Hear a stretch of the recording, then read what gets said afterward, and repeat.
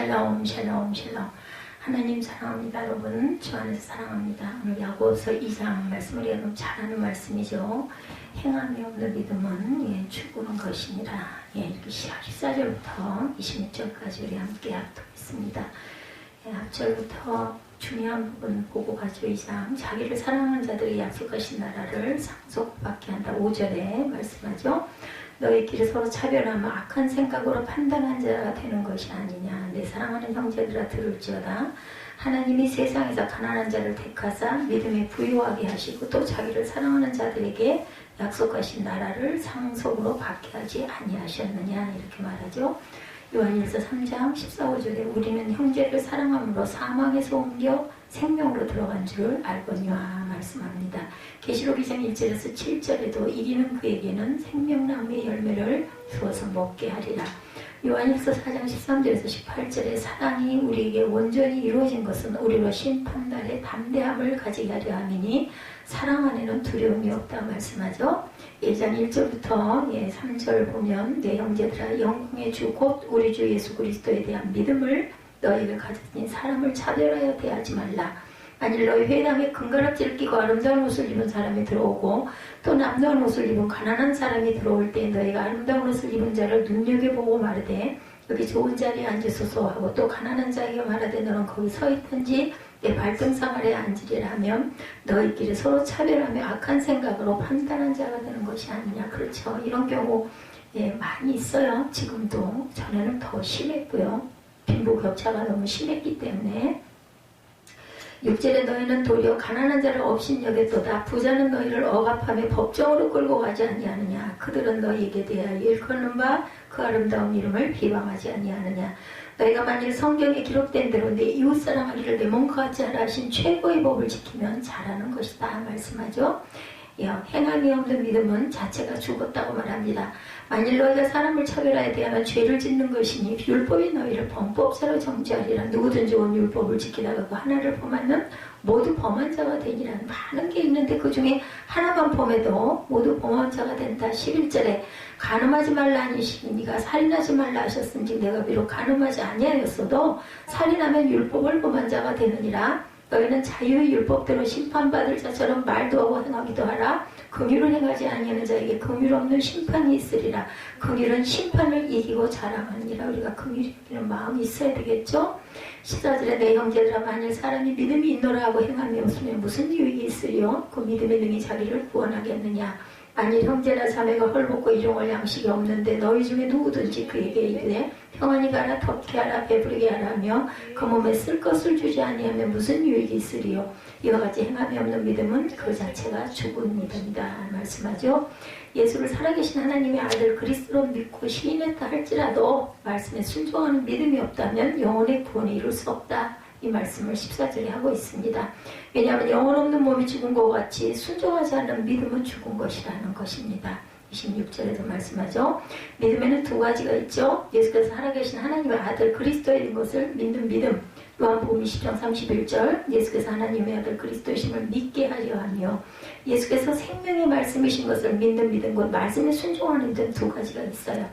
하나는 살아계신 하나님의 아들 그리스도인 것을 믿는 믿음, 또 하나는 아들 그리스도이심을 예수께서 아들 그리스도이심을 믿게 하는 믿음. 이렇게 두 가지로 나누어 있다. 생명의 말씀하신 것을 믿고 말씀에 순종하는 삶.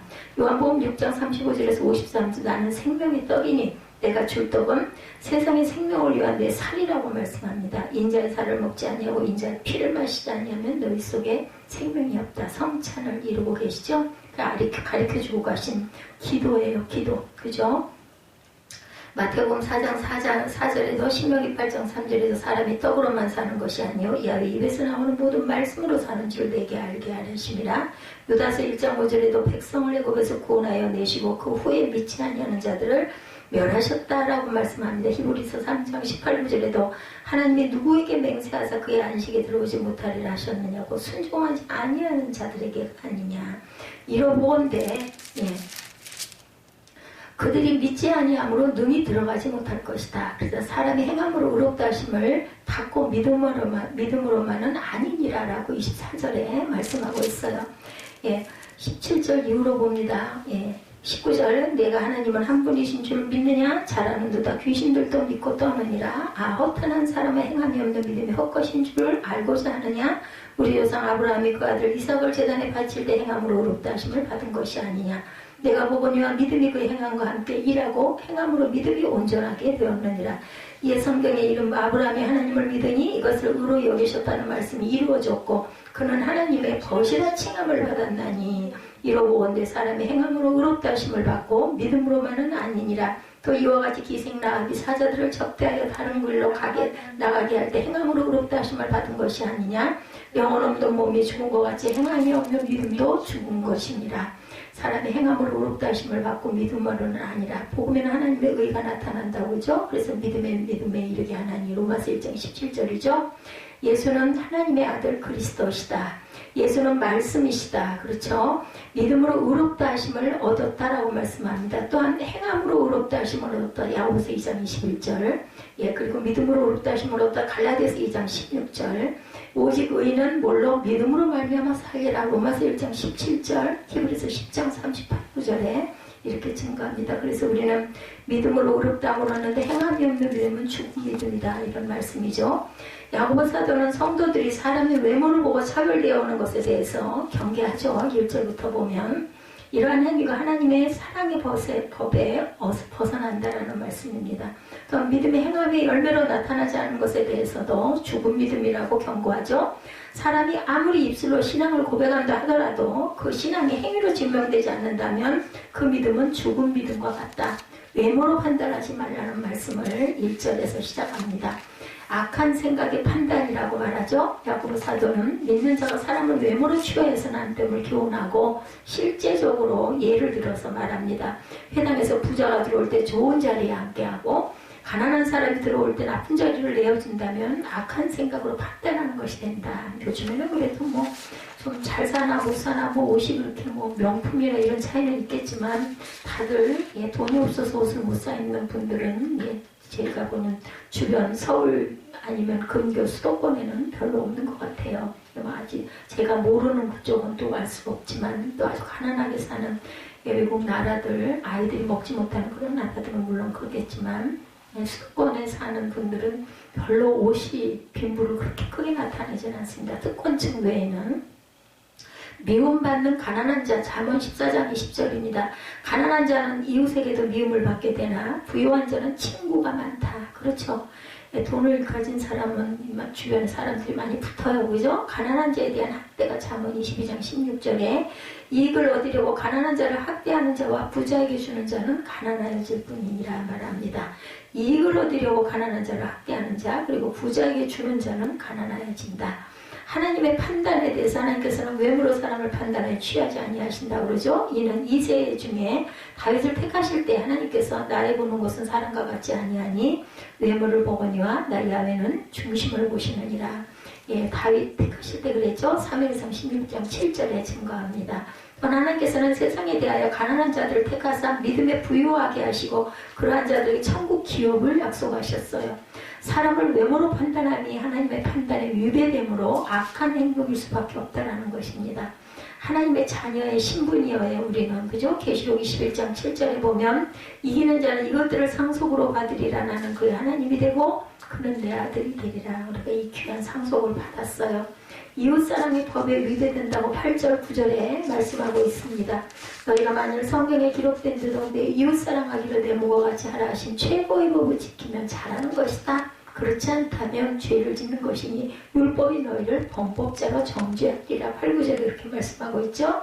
그래서 야고보 사도는 사람을 외모로 차별하는 행위에 대해서 율법이 정죄할 것이다. 이웃사랑의 법이 레위기 19장 18절에 원수를 갚지 말며 동포를 원망하지 말며 내 이웃사랑하기를 내 자신같이 사랑하라. 나는 야훼니라. 레위기에 이렇게 말씀을 하셨어요. 물론 신약 예수님도 말씀하셨지만 신약 예수님은 구약에 있는 말씀들을 인용을 많이 해서 말씀을 하셔서 그게 신약 성경이 됐기 때문에 짝이 있다 이런 이야기를 합니다. 신구약은 차별 없는 사랑 레위기 19장 34절에 너희와 함께 있는 거류민을 너희 중에서 나은 자같이 여기며 자기같이 사랑하라. 너희도 애굽 땅에서 거류민이 되었었느니라. 나는 너희 하나님 야훼니라. 그쵸?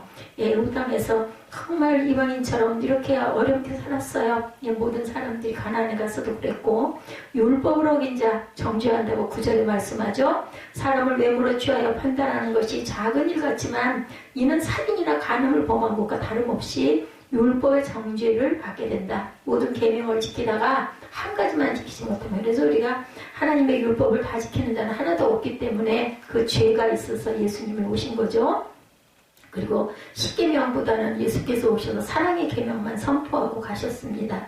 그것이 바로 율법의 원리예요. 그러므로 성도는 하나님 안에서 항상 두렵고 떨리는 마음으로 사람을 외모로 판단하는 일을 금해야 되는데, 그게 문제는 안목의 정욕이 문제예요. 그저 눈으로 자꾸 보여지면 저희도 또한 그렇게 판단하게 됩니다. 아주 명품의 옷이나 구두나 백을 들고 멋지게 차린 사람하고 그냥 수수하게 아무렇게나 입은 사람하고는 왠지 모르게 좀 다르게 느껴지죠. 이게 바로 안목의 정욕, 눈이 참 필요하긴 한데 그 눈으로 인해서 우리는 죄를 질 때가 많습니다. 야고보 사도는 성도에게 자유의 율법대로 심판받을 자처럼 말도 하고 행하기도 하라고 말씀하고 있습니다. 자유의 율법은 예수 그리스도 안에서 율법의 요구가 다 이루어졌음을 전제로 그리스도 안에 있는 자에 대한 은혜의 법을 의미합니다. 즉 믿음의 법이죠.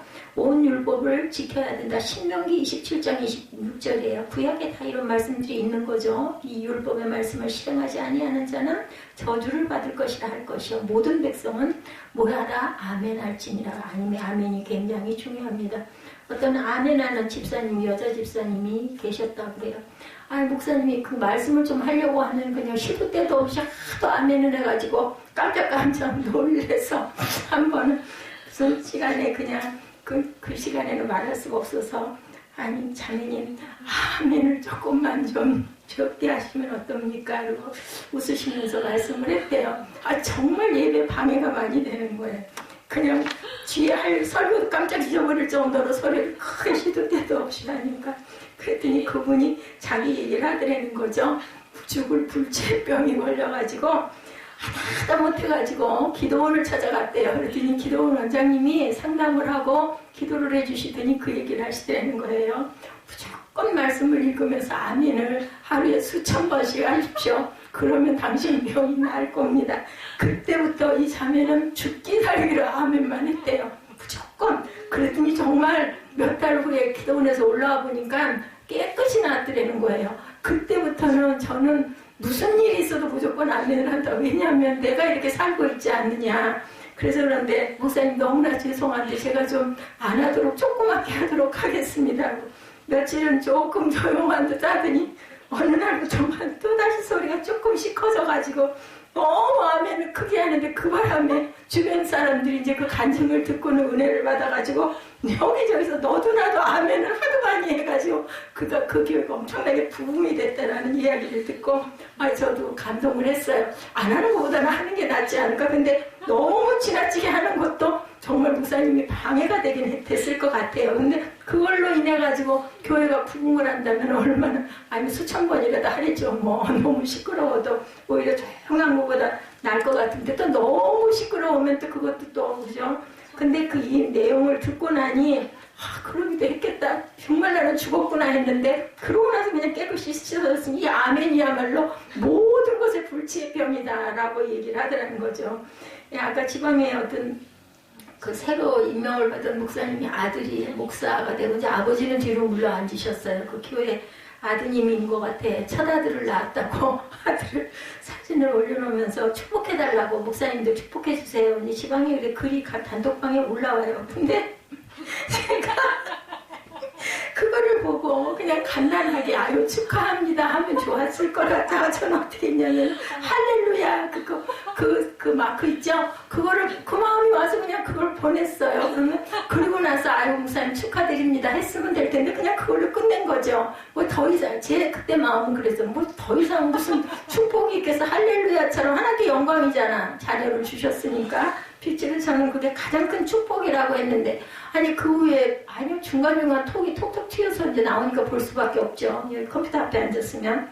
그랬더니 다들 축하한다고 말을 해요. 근데 나만 혼자 할렐루야를 한 거예요. 그래서 참 정말 별나기도 별난 목사는 목사구나 하는 생각을 했어요. 근데 저는 원래 그래요. 마음이 딱 오는 어제 밤에 다른 일 때문에 어떤 자매님하고 잠깐 상담을 하는데 제가 이제 무슨 이야기를 하는데 얘기를 하다 보면 이제 성경으로 돌아가요. 근데 천주교 신자고 그런데도 자기 그 직장에서 모임이 있대요. 근데 크리스찬들하고 자기는 함께 같이 모임을 갖고 어려운 일들을 나누고 기도를 하면서 아유 정말 은혜겠다고 얘기를 했더니 그래서 죄송한데 저는 저기 이렇게 있죠. 성부와 성자와 성령이 이거 해도 되겠습니까? 하라고 그래서 자기는 그렇게 하면서도 크리스찬들하고 그렇게 하고 자기는 복음 성가가 너무 좋고 찬양이 너무 좋고 그래서 자기는 지휘도 하고 찬양 인도도 한다고 하면서 그런데도 자기는 성당을 나간다고. 거기에 잘못됐습니다. 얘기를 하고 싶은데 이렇게 얘기 딱 길어지니까 그냥 그 부분은 얘기를 안 했어요. 이제 그러면서 이제 무슨 얘기를 하다가 그랬더니 목사님 제가 목사님하고 상담을 하게 된 게 정말 감사하다라고 얘기하면 자기 남편하고 안 좋아가지고 둘이 아주 안 좋아가지고 틀어져가지고 있는데 제가 전화를 한다고 했다가 며칠 만에 전화를 한 거거든요. 근데 말씀을 듣다 보니까 제가 남편한테 왜 그랬는지를 한번 얘기를 좀 들어줘야 되겠다. 사실은 자기가 너무 속이 상해가지고 남편하고 말을 안 하고 지금 앉아 있어가지고 지금 분위기가 너무너무 안 좋다는데 그 얘기를 듣고 있는데 베란간에 아까 우리 오랜만에 했죠? 그 찬양 내가 먼저 손 내밀지 못하고 그 찬양이 번뜩 제목도 생각이 안 나. 이제 너는 뭐죠? 근데 그 찬양인데 그냥 중간 그 구절에 네가 먼저 손 내밀지 못하고 그 말씀이 베란간에 떠올라가지고 똑같이 그냥 전했어요. 그리고는 네이버에서 나중에 찾아가지고 그 가사를 1절을 쭉 해서 띄워주면서 한번 이 찬양 찬양이야 제목만 있으면 어디서든 찾으니까 9절만 넣어도 찾으니까 그리고 나중에 그 보내줬던 다윗과 요나단인가 그걸 제가 찾아가지고 그 찬양을 보내줬더니 자기도 그렇게 찬양을 좋아한다고 하면서 저보고 찬양 정말 좋고 은혜스러운 찬양이 있으면 저 목사님 꼭 좀 보내달라고. 오늘은 자기가 목사님을 만나게 되고 한 게 다른 일 때문이었지만 사실은 우리 가정에 이런 사랑과 평화를 지금은 남편하고 둘이 웃고 앉아있다고 그러면서 나중에 너무 고맙다고 이렇게 카톡으로 보내온 걸 보면서 정말 하나님의 은혜가 정말 감사하다 이런 생각이 들어서 어쩔 수가 없더라고요. 색깔이 얘기를 하다 보면 그냥 너 같은 크리스찬 어쨌든 성당을 다니든 예수를 믿고 하나님을 믿는 그런 자매니까 그런 얘기를 나누면서도 이렇게 모처럼 참 많이 깊은 밤 시간을 보냈습니다. 잠깐 얘기할 걸 그냥 얘기를 하다 보니까 삼천포로 빠져가지고 1시간 반을 하나님 얘기만 열심히 하다가 너무 미안하다 아니라고 자기가 목사님 너무 힘드셨겠다고. 어제 목소리가 조금 나왔거든요. 며칠 전까지는 목소리가 안 나와서 통화를 하긴 해야 되는데 거친 목소리 너무 듣기 싫어서 안 하다가 그랬는데 만나는 분들마다 어제는 오전 오후로 그랬던 거 오전에 또 다른 것 때문에 하나 연락을 하다가 또 그 여자는 자기는 절대로 거짓말을 안 하기로 맹세를 하고 교회는 안 나가지만 말씀을 너무나 귀하게 여기고 묵상을 한다고 그래서 제가 주일은 요즘에 인터넷 예배 밖에 못 나가는 부분도 있지만 주일이 하나님의 날이니까 제가 물어봤죠. 요한복음 3장 16장 말씀을 믿습니까? 그랬더니 믿는다고 그러더라고요. 그래서 그렇다면 하나님의 날이 주일이니까 다른 건 모르더라도 인터넷 예배라도 꼭 예배를 드리시고 그날을 구별되게 그렇게 거룩하게 지키시라고. 아니 주방에다가 저기 성경 말씀을 써놓고 자기는 일어나서나 돌아다니면서나 그 말씀을 늘 읽고 묵상을 한다고 아주 신실하게 얘기를 들어보니 교회는 안 나가는데 그렇더라도 주일은 지켜야 된다. 제가 오늘 교회를 나가라 이런 말씀까지는 안 드리고 그렇게 보니까 주변에 교회를 안 나가시는 분들이 오히려 또 그렇게 그냥 말씀에 매달려가지고 자기는 이렇게 하나님 말씀이 너무 좋대. 그래가지고 이렇게 써놓고 그냥 여기저기를 읽는다고 그러면서 그러니까 은혜를 받은 거예요. 얼마나 부럽고 우리 성도들이 좀 그러면 얼마나 좋을까 싶은 게 참 제가 많이 부족하구나. 남들하고 얘기하면 그렇게 좋아해요. 제가 무슨 얘기를 좀 해주고 그러면은.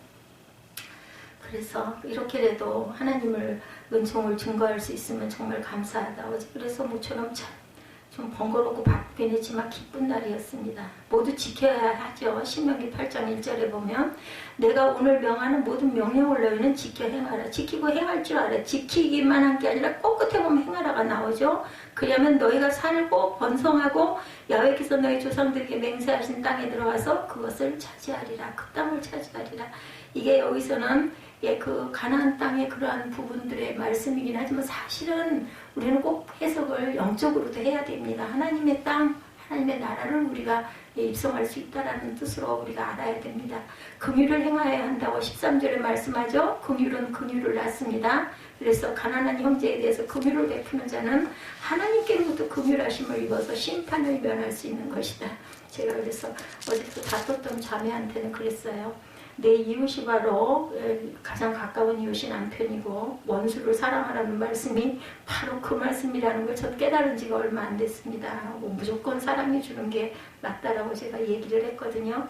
13절에 보면은 말씀하죠. 예, 사람이 야고보서 2장이죠. 13절에 긍휼을 행하지 아니하는 자에게는 긍휼 없는 심판이 있으리라. 긍휼은 심판을 이기고 자랑하느니라. 그러니까 우리가 긍휼을 행하면 우리도 긍휼하심을 받는다라는 거죠. 가난한 자에 대해서 긍휼을 베푸는 것은 그리스도의 사랑 계명을 가장 구체적으로 실천하는 일 중에 하나다. 어떤 목사님이 지하에 아주 가난한 목사님이 부부가 지하에다가 성전을 해서 개척을 해가지고 해놨는데 위에 그 지하에서 올라오는 그 위에 그 계단들이 있었겠죠. 거기에 보니까 어느 날부터인가 담배꽁초가 잔뜩 모여있고 침들을 그렇게 하얗게 뱉어가지고 아주 허옇게 그냥 덮개가지게 그렇게 해놔서 아주 화가 나셨대요. 목사님이 우르락부르락하고 하다가 매일 그렇게 그 경우를 당하다 보니까는 뭘 써서 막 경계를 해야 될까 어쩔까 하다가 마음에서 그 감동이 와가지고 사모님 보고 귤을 한 상자를 한 바구니를 좀 사다 달라고 그래가지고 그 침 뱉어놓고 담배꽁초 피워놓는 자리를 깨끗이 치워놓고는 귤을 그 이쁜 그릇에다가 2-3개로 이렇게 담아놓고 그다음 깡통에다가 젖은 휴지하고 물을 이렇게 적셔서 그렇게 해서 해놔줬다고 그러죠. 그렇게 해서 해놔도 뭐 별로 아무런 뭣도 없고 똑같이 그렇게 하거든요. 어느 날인가부터는 조금씩 거기가 깨끗해지더래요. 그래서 나중에는 컵라면도 갖다 놓고 먹을 거 간식 과자들도 좀 사갖고 사모님은 가난한 집에 무슨 쓸데없이 그런 짓을 하냐고 막 뭐라고 하면서도 목사님이 간절하게 부탁을 하니까 그걸 해다줬. 그거를 10수년을 했답니다. 그래도 이제 언젠가부터는 편지도 써놓고 가고 목사님 감사하다고 이제 그 10수년이니까 고등학생들이었든 중학생들이었든 졸업을 했지 않겠어요? 그래서 취업을 하고 직장에 들어갔는데 목사님 그렇게 저희를 위해서 기도해 주셨으니까 제가 로또 복권을 제가 사가지고 이게 당첨이 되면 목사님 드릴게요 하는 이제 그런 편지 쪽지도 그렇게 와 있고 그래서 그러든 저러든 간에 착하게 잘만 자라달라고 그렇게 이제 아주 좋은 친구가 됐다는 거죠. 좋은 관계가 돼가지고 나중에 보니까 다들 자라가지고 주변에 있는 교회에 나가가지고 봉사를 그렇게 열심히 하더라죠. 그 자매들이. 근데 진짜로 복권에 당첨이 돼가지고 그 목사님한테 18억 원을 기부를 했답니다. 교회당을 지으시라고 너무 어린 날 우리가 철부지로 못 모르고 있었던 우리를 그렇게 위해서 늘 기도해 주시고 맛있는 귤과 간식을 놔주셔서 너무 감사하다고 약속했던 금액 제가 드린다고 그러면서 그렇게 왔다고. 제가 그걸 보면서 내가 정말 이런 마음을 가져야 되는데 예지가 예배 안 드리고 그냥 딴짓하고 한다고 얼마나 미워했고 쳐다보기도 싫어가지고 밥 먹으면서 밥 안 먹는 소리도 안 물어보고 인사도 안 하고 들은 척도 안 하고 내가 그랬던 게 정말 나는 참 부족한 종이구나. 그러면서 그 목사님이 뒤끝에 달아놓으신 게 자기도 무척 혈련하고 속이 상했지만 처음엔 좋아서 했겠어요. 일부러 그렇게 했지만 사랑밖에 없다. 맞아요. 사랑밖에 없어요. 그래서 내가 그 사랑의 마음을 정말로 품어야 되겠구나. 나는 아직도 아주 부족한 종이다. 뭐 그런 걸 바라고 하셨겠어요. 근데 하나님이 그 자매들을 통해서 이렇게 물질의 축복을 주신 거예요. 그 가난한 집안에. 저는 절대로 못했을 것 같아. 그거 먹을 것도 없고, 그 가난한데, 그거 맨날 먹을 걸 사다 놓겠냐고. 그걸 한두 달도 아니고, 10여 년 세월을 그렇게 했다니까, 뭐 정확하게 어느 정도였는지는 모르지만, 그래서 제가 요즘에 은혜를 많이 받았습니다. 나도 그렇게 변화가 돼야 되겠다. 하다못해, 내 주변에 있는 이웃에게라도 너그러운 마음과 사랑의 마음을 긍휼의 마음을 베풀어야겠다. 야고보 사도가 본문에서 긍휼은 심판을 이긴다고 말씀하지 않아요? 그렇게 내가 긍휼했을 때 하나님이 나를 용서하시고 긍휼의 마음을 품어주신다니 원수를 절대로 미워하지 말고 사랑하시기 바랍니다.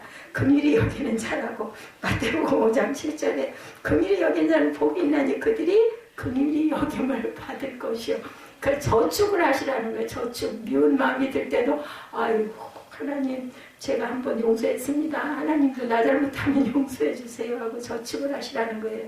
율법의 완성은 사랑이라고 그러잖아요. 갈라디아서 5장 14절에 온 율법은 내 이웃사랑하기를 내 자신같이 하라 하시는 한 말씀에서 이루어졌나니 만일 서로 모르고 먹으면 피차 멸망할까. 부부가 미워하면 결국은 헤어지고 갈라지고 찢어지고 깨진다는 거예요. 가장 가까운 이웃은 부부잖아요. 그죠? 행함이 없는 믿음은 정말 죽은 믿음이라고 14절에 말씀하죠. 구원치 못할 행함 없는 믿음. 이 행함 없는 믿음을 했다면 우리가 구원을 못 받는다는 거죠. 예수 그리스도를 믿는 믿음은 그 세상의 죄악 속에서 돌이켜 그리스도의 사랑의 법을 따라 행하는 것을 의미합니다.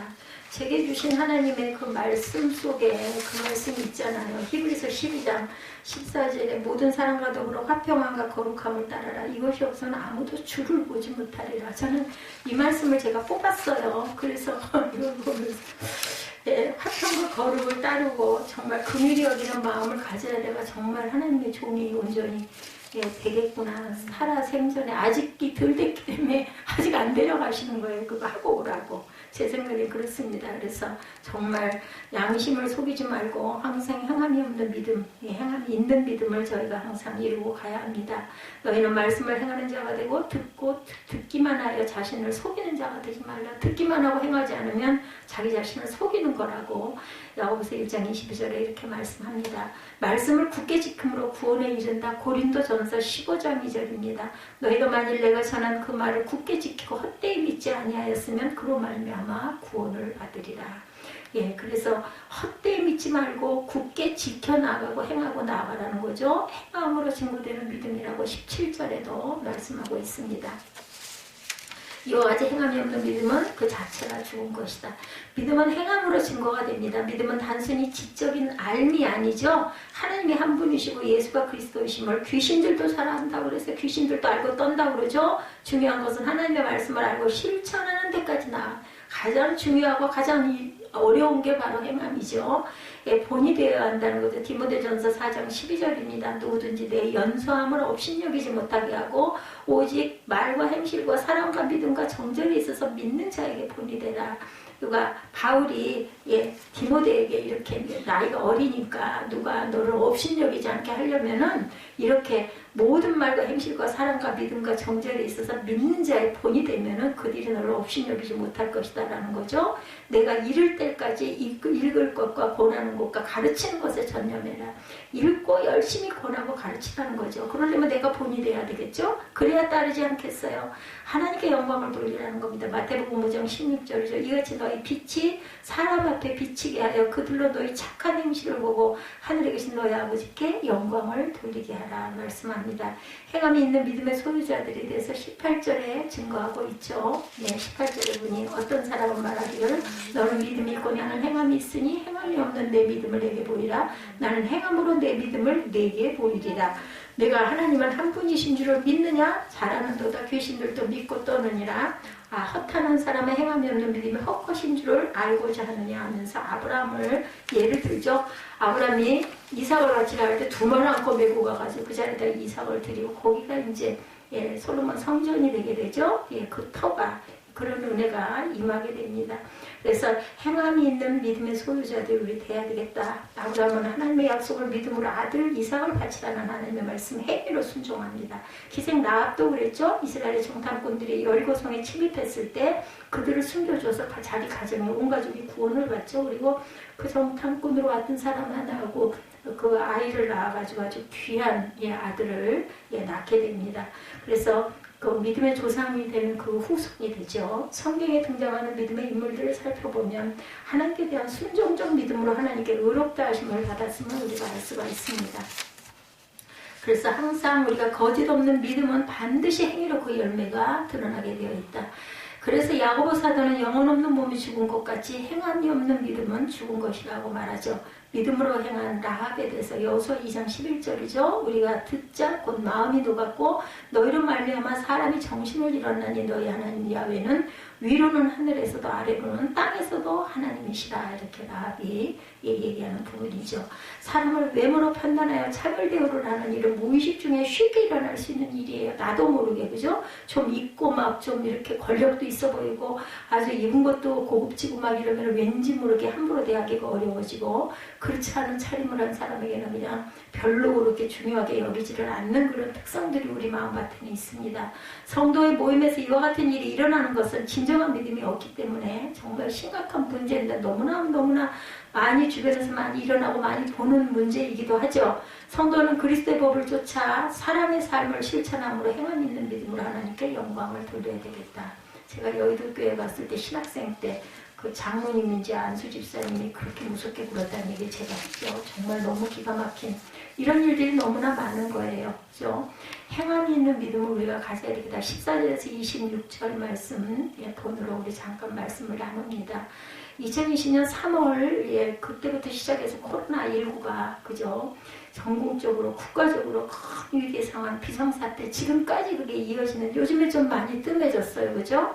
수영장이 이제 뭐 격주로 열려가지고 A조, B조로 열려서 한 주는 가고 한 주는 안 가는 그런 그 열림. 그 대신 나갈 때 시간에는 제 시간에 오셔도 된다. 그리고 토요일 날도 그 A조면 A조만 토요 수영을 할 수 있다라고 연락이, 이제는 몇 명씩을 담임을 했는지 일반 휴대폰 전화번호로 해서 전화를 하셨더라고요. 그래서 그 시간만 오시고 그 대신 기다리지 않고 들어가실 수 있도록, 오셨다가 돌아가시는 분들 때문에 그렇게 우선 임시로 그렇게 했다 그래서, 격일로 하면 어떻습니까? 그러니까 자기네들이 너무나 그게 어려워서, 행정상 어려움이 있어서 한 줄씩으로 A조, B조. 근데 가족을 보고 했는지 사무엘하고 저하고 똑같이 B조로 들어가 있더라고요. 그래서 제가 데리고 가서 좀 기다렸다가 들어가라고, 제가 들어가면 될 것 같더라고요. 그럼 감사하다는 생각이 들었어요. 자신이 없어요. 근데 요즘에 이렇게 그냥 있다 보니 얼마나 또 힘이 들까 싶은 게 장단점이 있으니까. 중국 우한에 대한 뉴스에서 우한 도시에 1,700명 정도가 처음에 초기에 사망을 하고 수만 명이 확진을 받았는데 매일 확진 환자들이 늘어나서 사망자가 늘어나고 지금도 그렇다고 그러죠. 굉장히 두려운 것은 그 도시가 봉쇄되어 있기 때문에 외부에서 그 도시에 들어갈 수도 없고 도시에서 밖으로 나올 수도 없다고 합니다. 이게 초기 때부터 이랬대요. 1,000만 정도가 사는 도시가 유령 도시가 되어 있다고 그러죠. 그래서 차도 다니지 않고 버스나 택시나 기차나 모든 차가 다니지 않고 지나가는 열차가 있지만 그 도시에서는 열차가 쉬겠어요? 안 쉬겠죠. 그래서 통과버리는 그런 상황에 개인적으로는 자동차가 있지만 차를 타고 달릴 수 없는 그런 도시, 집 밖에 나갈 수 없는 상황이 되어 있는 유령의 도시, 통곡의 도시가 되어 있다고 합니다. 또 그 도시로 인해서 이렇게 많은 나라들이 이런 피해를 당하고 있으니 그건 뭐라고 얘기를 할 수도 없어요. 그죠? 길거리나 병원 안팎에서 병원 안에 들어가지 못하고 입구에서 수많은 사람들이 그냥 죽어간다고 합니다. 그리고 집에서 죽어가고 있는데 장례식도 못한대요. 그저 죽으면 바로 화장터로 싣고 가서 화장을 하는 그런 상황. 그 태어난 사람들이 이런 일이 이때 있어가지고 정말 이게 마지막 때 말세의 지경의 어떤 현상 아닐까, 이런 생각이 듭니다. 중국의 우한이 장례식조차 할 수 없는 그런 통곡의 도시가 되어 있다는 거죠. 그런데 통계 예보에 의하면 주간에 우리 한국도 아주 무섭게 코로나 확진자들이 굉장히 많이 나왔다고 그래요. 그렇죠. 그래서 계속 늘어나다가 지금 그나마 다행히, 근데 또 이 9점이 지금 문제이더라고요. 그죠? 30명 정도 초기에 머물렀던 확진자가 일주일에 무려 400~500명씩 이렇게 늘어났었죠. 1000명까지 늘어나다가 지금 400명? 요즘에 300몇 명? 사무엘 그 얘기를 하던데, 통계 수치가 아침 9시에 한 번 나오고 4시에 나오고 2번 나온다고 그러죠. 발표한 그런 그 발표를 보면은 굉장한 확진자가 계속 늘어나는 추세. 그래서 556명이 있던 그것이 대구 신천지 교회 성도들이 75명이나 확진자가 나와가지고 난리가 났었던 상황도 있었다고 합니다. 며칠 사이 하루에 200명도 넘는 확진자가 계속 불어나고 있죠. 신천지 대구교회에 참여했던 사람들이 전국 도시에 퍼져나간 대부분 그 때문에 전국의 광역도시의 모든 확진자가 발생하기도 했다고 합니다. 가장 염려한 그 부분은 우리나라가 또 대구가 제2의 우한도시가 되지 말아야 할 텐데 그럴 것 같지는 않습니다. 기도하면서 저는 희망을 봅니다. 우리나라는 또 어려운 일이 있으면 아주 단결을 잘해요. 그래서 대외적으로 외국에 나가서 또 아주 대단한 애국자들이죠. 안에서는 서로 막 분열을 하고 그래도 제 마음에는 빛이 보입니다. 해결이 되리라고 저는 믿습니다. 각 도시마다 수만 명들이 기존교회들로 가서 예배를 드리기도 하고 포교 활동도 하려고 하는 그런 대부분 때문에 교회적으로 통제를 하지 않을 수 없는 상황이어서 아직도 교회나 이런 부분을 통제를 하죠. 그리고 신천지가 이제는 자체 예배를 드리지 않기 때문에 이렇게 성도들이 다른 교회들로 이렇게 많은 인원들이 가가지고 예배를 드리려고 하는 그런 추세라고 하죠. 함께 기도하고 협력해서 우리들이 보호되고 이런 어려움이 속히 해결될 수 있도록 우리는 기도 안 하는 교회는 없을 겁니다. 예, 우리 교회 정말 기도를 잘 약하게 하고 있긴 하지만 저는 매일매일 마음으로라도 열심히 기도합니다. 그래야 우리가 살 길이 바로 그거기 때문에 안 할 수가 없죠. 그래서 지금은 1000명씩 늘어나던 게 많이 줄어들었어요. 그래서 오늘 말씀 야고보서 2장의 말씀이 우리가 야고보서의 말씀을 우리가 함께 나누면서 우리가 어떤 그 묵상을 하고 가야 할까? 이 장의 말씀을 통해서 행함이 있는 믿음과 행함이 없는 믿음에 대해서 우리 한번 은혜를 나눠보죠. 우리가 신앙생활하면서 믿음이 중요한가, 행함이 중요한가? 그래서 보면은 어디에요? 그 캐토릭 부분에서는 성당에서는 이렇게 행하는 섬김을 그렇게 많이 하죠. 봉사를 많이 합니다. 고민도 하고 토의도 하는 그런 경험들 많습니다. 이 믿음과 행함은 하나라고 하는 거죠. 사실은 믿어야 행하게 되죠. 그리고 행함이 없는 믿음은 또한 없습니다. 로마서 말씀에 보면 바울 사도를 통해서 우리에게 주신 소중한 말씀이 오직 믿음을 통해서 구원을 받을 수 있다라고 말씀합니다. 우리 구원은 오직 믿음을 통해서 하나님의 아들 예수 그리스도를 믿는 믿음에서 나를 위하여 십자가에 돌아가시고 부활하신 예수님을 믿음으로 우리가 구원을 받았다. 그래서 입술로 고백을 하게 되죠. 구원받은 구원의 열매가 바로 행함으로 나타나는 거예요. 우리가 구원받았으니까 너무 감사하고 선물을 받았으니 우리 그냥 일반적으로 세상에서도 그러잖아요. 누구에게인가 귀한 선물을 받고 나면 뭔가 그 사람을 위해서 뭔가 좀 해주고 싶고 나도 뭔가 좀 드리고 싶고 이런 마음이 있는 것처럼 뭔가 행하고 싶어지는 거죠. 야고보서는 특별히 행함을 강조하면서 이 행함이 없는 믿음은 죽은 믿음이라고 이야기하면서 행함이 있는 믿음이어야 온전한 믿음이라고 말씀합니다. 그래서 바울 사도를 통해서 주셨던 로마서의 말씀이나 야고보 사도를 통해 주셨던 야고보 말씀이 서로 배치되는 부분이 아니라 사실은 보완되고 완성되는 것. 그죠? 믿음과 행함은 저는 하나라고 생각을 합니다. 그 당시 예수를 믿는 수많은 사람들 가운데 할례를 받아야 됐다고 그러죠. 율법을 지켜야 구원이 된다고 주장했던 많은 사람들이 있었어요. 그때 바울 사도는 오직 믿음을 통해서 구원받게 되어지고 구원받은 성도의 삶은 하나님의 자녀로서 빛의 삶을 살아야 되는 로마서를 통해서 강조하고 있기도 합니다. 그래서 야고보서는 믿음을 통해 구원받았지만 온전한 믿음이 바로 행함을 통해서 나타난다라고 말씀하고 있습니다. 그러니까 형제의 말씀과 같아요. 형제. 그리고 특별히 로마서 말씀을 통해서 우리가 오직 믿음을 통해서 구원받은 소중한 진리를 우리에게 가르치고 있죠. 로마서 1장 16절에 보면 내가 복음을 부끄러워하지 아니하노니 이 복음은 모든 믿는 자에게 구원을 주시는 하나님의 능력이 됨이라. 먼저는 유대인에게요. 그리고 헬라인에게로다 말합니다. 복음을 부끄러워하지 않는다. 이 복음은 우리가 자랑해야 할 복음이죠. 왜냐하면 이 복음은 모든 믿는 자에게 구원을 주시는 하나님의 능력이기 때문입니다. 유대인이 되었든 헬라인이 되었든 복음을 통해서 복음을 얻게 하는 하나님의 능력이 된다. 계속해서 1장 17절 말씀에 보면 복음에는 하나님의 의가 나타나서 믿음으로 믿음에 이르게 하나니 기록된 바 오직 의는 믿음으로 말미암아 살리라 함과 같으니라 말씀하죠.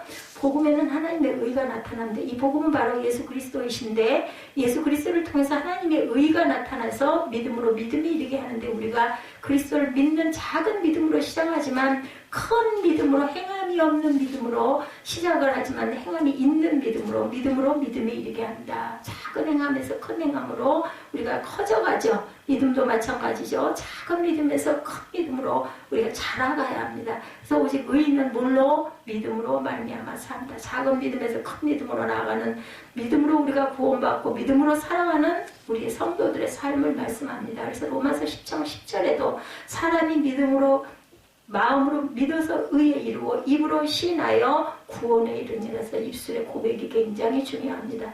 제가 늘상 새벽에 설교를 영상을 2편씩 그렇게 찍지요. 그러면서 저는 그 고백을 통해서 제가 많은 은혜를 받습니다. 그리고 힘을 얻고 하루를 아주 기쁘게 힘차게 열심히 살아가게 됩니다. 그래서 참 말씀이 정말 말씀의 선포가 귀하다는 생각을 합니다.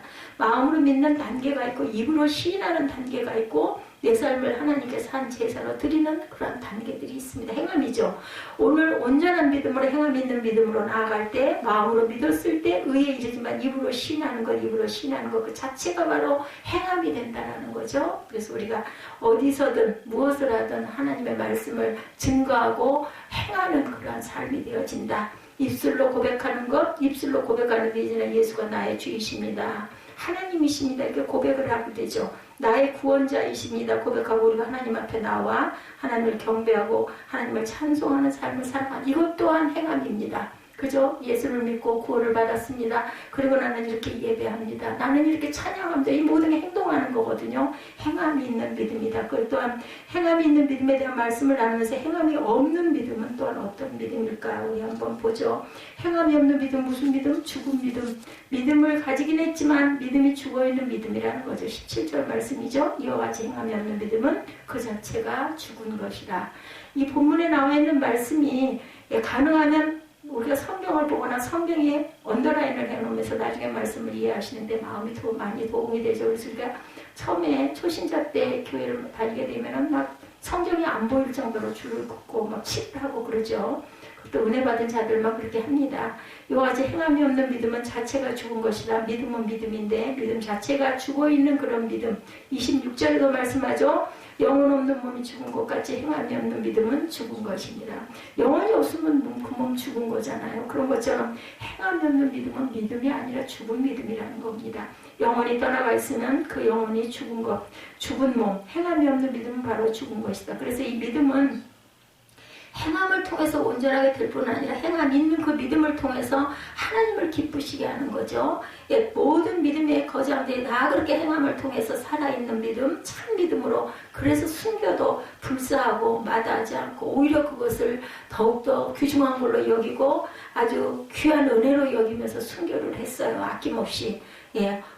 우리 모두가 마찬가지죠. 어느 순간 하나님이 내 마음으로 믿어졌어요. 왜 믿어졌는지 모르지만 저는 어린 기억 때부터도 그냥 좋았어요. 믿는다 안 믿는다 이런 거 알 것도 없고 그냥 무조건 좋았습니다. 이유도 없이 그냥 좋았습니다. 하나님이 살아계시고 하나님이 나의 하나님이 되시는구나. 그 하나님을 입술로 고백하게 되죠. 저는 그리스도의 살아계신 하나님의 아들이십니다. 이사도 많이 다녔는데 가는 데서마다 교회가 저한테 가장 중요했습니다. 제일 먼저 교회를 찾아놨어요. 어린 날부터.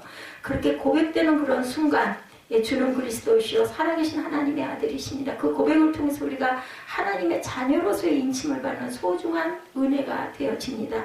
근데 이제는 그렇게 고백했던 그 주님 앞에 나와 하나님 앞에 영과 진리로 우리가 예배를 하죠. 하나님께 나와 이제는 우리 몸을 산 제사로 드리는 그런 삶을 살아갑니다. 살아있는 믿음이기 때문에 그렇죠. 죽었다면 이렇게 할 수가 없어요. 죽은 믿음이라면.